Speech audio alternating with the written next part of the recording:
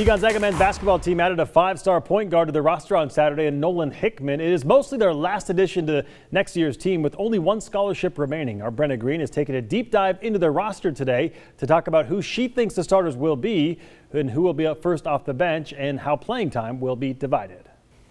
Yeah, earlier today I tweeted what I was doing for my sportscast tonight. In that tweet, I asked for people's starting 5. As of the time of this sportscast, I had 9 different roster submissions from 24 people with no roster submission that had more than 5 people submitted. Translation, this is going to be a crazy battle this year between a lot of very capable players. Let's get down to it. Let's just get this out of the way. We all know Andrew Nembhard, Chet Holmgren, and Drew Timme will start. The 2 question marks are who starts at the 2 and the 3. There are 6 players who are candidates for those 2 starting spots. Julian Strawther, Dominick Harris, Anton Watson, transfer Rasir Bolton, and class of 2021 commits Nolan, Hickman, and Hunter Sallis.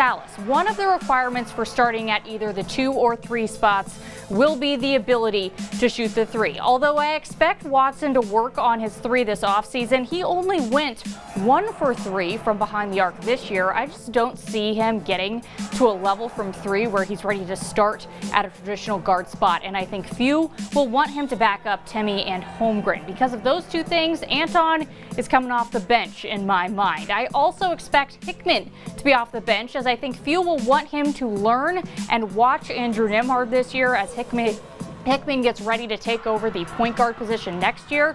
Yes, Andrew did end up starting at the 2 this year, but he's different than Nolan as he already had extensive Division I experience. That leads me to Bolton. I also think he's off the bench as he will be a solid leader for that second unit. They'll need somebody out there who can run the show, and that's Bolton to me. That leaves me with Julian Strawther, Dominick Harris, and Hunter Sallis. I'm going to go with Julian and Hunter for the starting spots. Here's why. Julian is a prototypical Zags 3. He's the same size as Corey Kispert and has a similar shooting range. I've heard that the staff has very high thoughts of Julian, and they think he could be their next big star. Getting him starter minutes this year could help groom him for a huge junior season. As for Sallis, I'm intrigued by his bounciness, his length, and his big playability. I will say this, though. The competition for the 2 guard spot, I believe, will be the fiercest, as Sallis, Harris, and Bolton all have a shot at it. That position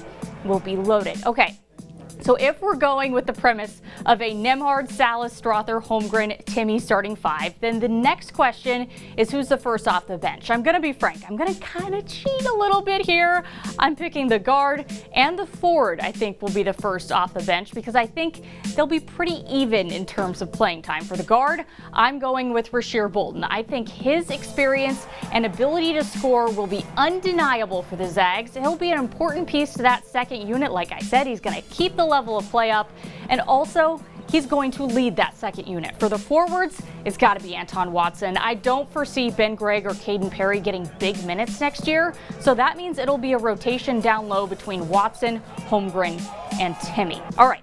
So that's 7 players already established in the rotation, and I think ultimately few goes with 8 to 9 guys playing consistent minutes. We're going to go with 9 for this exercise. Remember, there are 200 playing minutes in a contest, and we're going to assume this is a high-level game, not a game against a no-name team. Here's how I think the minutes will break down. First off, I think Nembhard, Timme, and Holmgren all play around 35 minutes per game. That's 105 minutes off the board.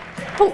I think Strawther and Sallis each get 20 as the starters. That leaves us with 55 minutes up for grabs. I have Watson, Harris, and Bolton all slated at 15. You may think, well, how does Watson get to 15 if he's backing up 2 guys playing 70 of the 80 minutes at the 4 and the 5? I think Watson plays a few extra minutes with either him at the 3 or Holmgren at the 3 and Timme at the 5. As for Rasir and Harris, I think them playing 15 is pretty explainable. That leaves Hickman with 10, which I think is perfect for the role I talked about earlier with him learning from Nembhard. So there you have it. I think this is Few's deepest roster top to bottom that he has ever had, and I certainly don't think we'll be seeing a 6 or 7 man rotation come the Final Four like we did this past year. What I know for sure is this: there's a lot to look forward to, Gonzaga fans.